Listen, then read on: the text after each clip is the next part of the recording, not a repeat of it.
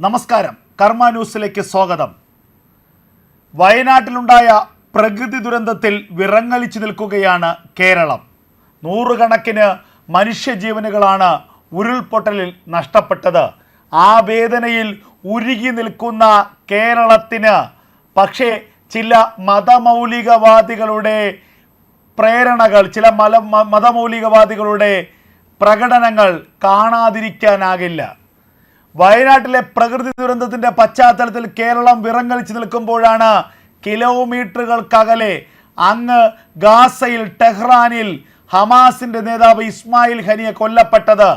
ആ കൊലപാതകത്തിൽ വലിയ പ്രതിഷേധം സംഘടിപ്പിച്ചിരിക്കുന്നു ഇങ്ങ് കൊച്ചു കേരളത്തിൽ, മലപ്പുറത്ത് കുന്നുമ്മലിൽ. സോളിഡാരിറ്റി യൂത്ത് മൂവ്മെൻറ്റിൻ്റെ നേതൃത്വത്തിലാണ് കഴിഞ്ഞ ദിവസം ഇസ്മായിൽ ഹനിയയുടെ കൊലപാതകത്തിൽ പ്രതിഷേധിച്ചുകൊണ്ട് വലിയ പ്രതിഷേധ മാർച്ച് നടന്നത്. ഇസ്മായിൽ ഹനിയ കൊല്ലപ്പെട്ടിട്ടില്ല, വീരചരമം പ്രാപിക്കുകയാണ് ചെയ്തത്. പോരാളികൾക്ക് വലിയ ആവേശമായി, പോരാളികളുടെ മനസ്സിൽ ജീവിക്കുമെന്നൊക്കെയുള്ള വലിയ വാചകങ്ങൾ എഴുതിയ പോസ്റ്ററുകളും ബാനറുകളും പിടിച്ചുകൊണ്ടാണ് ഒരു കൂട്ടം ആളുകൾ ഇസ്മായിൽ ഹനിയയ്ക്ക് ഇങ്ങ് അഭിവാദ്യമർപ്പിച്ചുകൊണ്ടുള്ള വലിയ പ്രകടനം നടത്തിയത്. നമുക്കറിയാം, കൊച്ചു കേരളത്തിലാണ് മറ്റു ചില സംഭവങ്ങൾ നടന്നത്. സാധാരണ ഒരു മനുഷ്യൻ കൊല്ലപ്പെടുമ്പോൾ അല്ലെങ്കിൽ മരിക്കുമ്പോൾ നമ്മൾ ആദരാഞ്ജലികളാണ് അർപ്പിക്കുന്നത്, എന്നാൽ ആശംസകൾ അർപ്പിച്ചു കാണാറില്ല. എന്നാൽ ഇസ്മായിൽ ഹനിയ മരണപ്പെട്ടപ്പോൾ കേരളത്തിലെ മലയാളികളായ വലിയൊരു കൂട്ടം ആളുകൾ സോഷ്യൽ മീഡിയയിലടക്കം ആശംസകളാണ് അർപ്പിച്ചത്. പരലോകത്ത്, മറ്റൊരു ലോകത്ത് ജീവിക്കാനുള്ള സാഹചര്യം ഉണ്ടായിരിക്കുന്നു.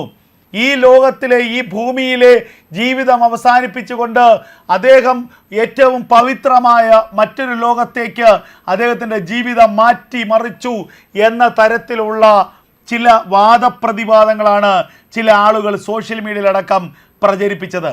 എന്ത് മാനസികാവസ്ഥയാണ് ഇവരുടേതെന്ന് നമ്മൾ ചിന്തിക്കണം. ഇവിടെ ഇസ്മായിൽ ഹനിയ എന്ന് പറയുന്ന മനുഷ്യൻ ഹമാസിൻ്റെ പ്രധാനപ്പെട്ട നേതാക്കളുള്ള ഒരാളാണ്. 2023 ഒക്ടോബർ മാസം 7-ാം തീയതി ഇസ്രായേലിലേക്ക് കടന്നു കയറി 1500ഓളം വരുന്ന സാധാരണക്കാരെ കൊന്നു തള്ളിയ, ജീവനോടുകൂടി കുട്ടികളും സ്ത്രീകളും അടക്കമുള്ളവരെ പച്ചയ്ക്കു കത്തിച്ച് കൊലപ്പെടുത്തിയ അതിക്രൂരമായ കൊലപാതക പരമ്പരയുടെ സൂത്രധാരനാണ് ഇസ്മായിൽ ഹനിയ. ആ ഇസ്മായിൽ ഹനിയയാണ് വർഷങ്ങൾക്ക് ശേഷം, കാത്തിരിപ്പിന് ശേഷം ഇസ്രായേൽ വധിച്ചത്, അതും ടെഹ്റാനിൽ വച്ച്. ആ ഇസ്മായിൽ ഹനിയയുടെ കൊലപാതകത്തിന് പിന്നാലെയാണ് ജിഹാദികളുടെ നിലവിളി കേരളത്തിലുണ്ടാകുന്നത്. ഇന്ത്യയിൽ മറ്റൊരു സംസ്ഥാനത്തും ഇസ്മായിൽ ഹനിയയുടെ കൊലപാതകത്തിന് പിന്നാലെ ഇത്തരത്തിലുള്ള കണ്ണീരും കരച്ചിലും ഉണ്ടായിട്ടില്ല എന്നുള്ളതാണ് യാഥാർത്ഥ്യം. ഈ കൊച്ചു കേരളത്തിൽ മാത്രം, മലപ്പുറത്തിൻ്റെ മണ്ണിൽ, കുന്നുമ്മലിൽ മാത്രമാണ് സോളിഡാരിറ്റി മൂവ്മെൻറ്റിൻ്റെ പേരിലൊക്കെയുള്ള ഈ പ്രകടനങ്ങൾ ഉണ്ടായത്. തൊട്ടടുത്ത ജില്ലയിലാണ് നൂറുകണക്കിന് ആളുകൾ മണ്ണിനടിയിൽ ജീവച്ഛവമായി മാറിയ ദുരന്തമുണ്ടായിരിക്കുന്നത്. രാജ്യം കണ്ട ഏറ്റവും വലിയ പ്രകൃതി ദുരന്തമാണ് വയനാട്ടിലുണ്ടായത്. ആ ദുരന്തത്തിന് ഐക്യദാർഢ്യം പ്രകടിപ്പിക്കുന്നതിന് പകരം അങ്ങ് 4000 കിലോമീറ്ററുകൾക്കകലെ ഏതോ ഒരു രാജ്യത്ത് കൊടും ക്രൂരത ചെയ്തതിൻ്റെ പേരിൽ കൊന്നു തള്ളപ്പെട്ട ഒരു ഭീകരവാദി നേതാവിന് വേണ്ടി അണിയുകയാണ് മലപ്പുറത്തെ കുറേ മനുഷ്യർ. ഇവർക്കൊക്കെ ആരോടാണ് കൂറുള്ളത് എന്ന് നമ്മൾ ചിന്തിക്കണം. ഈ തീവ്രവാദികളോട് കൂറ് പ്രകടിപ്പിച്ച് ഇവർ കേരളത്തിൻ്റെ മണ്ണിലല്ലേ ജീവിക്കുന്നതെന്ന് കൂടി നമ്മൾ ചിന്തിക്കേണ്ടതുണ്ട്. ഇവർക്ക് ഈ രാജ്യത്തോട് കൂറുണ്ടോ? ഈ ഭരണഘടനയോട് കൂറുണ്ടോ? ഇവിടുത്തെ മനുഷ്യരോട് കൂറുണ്ടോ? ഒരിക്കലുമില്ല. ഇവരുടെ കൂറ് ഈ ജിഹാദികളോട് മാത്രമാണ്. ലോകത്തെവിടെയും ഇസ്ലാമിക തീവ്രവാദം പരത്തുന്ന ഇത്തരം തെമ്മാടിക്കൂട്ടങ്ങളോടാണ് ഈ മനുഷ്യർക്ക് കൂറുള്ളത് എന്ന് ഇവരുടെ പ്രവൃത്തികളിലൂടെ നമ്മൾ മനസ്സിലാവുകയാണ്. വയനാട് ദുരന്തത്തിൽ കേരളം വിറങ്ങലിച്ചു നിൽക്കുമ്പോഴും പാലസ്തീനിലെ ഭീകര സംഘടനയായ ഹമാസിൻ്റെ തലവൻ ഇസ്മായിൽ ഹനിയ എന്ന കൊടും ഭീകരൻ കൊല്ലപ്പെട്ടതിൻ്റെ പേരിൽ പ്രതിഷേധ റാലി സംഘടിപ്പിച്ച സോളിഡാരിറ്റി യൂത്ത് മൂവ്മെൻറ്റ്. മലപ്പുറം ജില്ലയിലെ കുന്നുമലിൽ കഴിഞ്ഞ ദിവസം വൈകിട്ടാണ് റാലി സോളിഡാരിറ്റി യൂത്ത് മൂവ്മെൻറ്റ് സംഘടിപ്പിച്ചത്. മുണ്ടക്കയിലുണ്ടായ ദുരന്തത്തിൽ സംസ്ഥാനം ഒന്നാകെ വിറങ്ങലിച്ചു നിൽക്കുമ്പോഴാണ് ഒരു ഭീകര സംഘടന നേതാവിന് വേണ്ടി ഒരു ഒരു കൂട്ടം മതമൗലികവാദികൾ രംഗത്തിറങ്ങിയത്. വയനാടിന് വേണ്ടി സുരക്ഷാ കവചമൊരുക്കാൻ ഒരു നാട് ഒന്നാകെ ഓടി നടക്കുമ്പോഴാണ് അതൊന്നും തങ്ങളെ ബാധിക്കുന്ന വിഷയമല്ല എന്ന് തെളിയിച്ചുകൊണ്ട് ആയിരക്കണക്കിന് കിലോമീറ്റർ അകലെയുള്ള ഒരു ജിഹാദി നേതാവിന്, തീവ്രവാദി നേതാവിന് വേണ്ടി ഇങ്ങ് കൊച്ചു കേരളത്തിൽ മലപ്പുറത്തിൻ്റെ മണ്ണിൽ ഒരു കൂട്ടം ആളുകൾ തടിച്ചുകൂടി പ്രതിഷേധം സംഘടിപ്പിച്ചത്.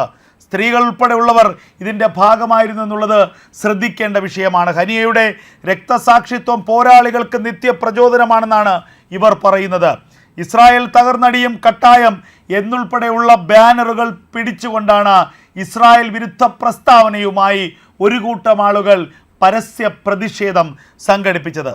പോരാട്ടത്തിൻ്റെ പാതയിൽ രക്തവും ജീവനും നൽകിയ നേതാവ് എന്നുൾപ്പെടെ ഹനിയെ വാഴ്ത്തിക്കൊണ്ടായിരുന്നു ഇവരുടെ പരസ്യമായ പ്രകടനം.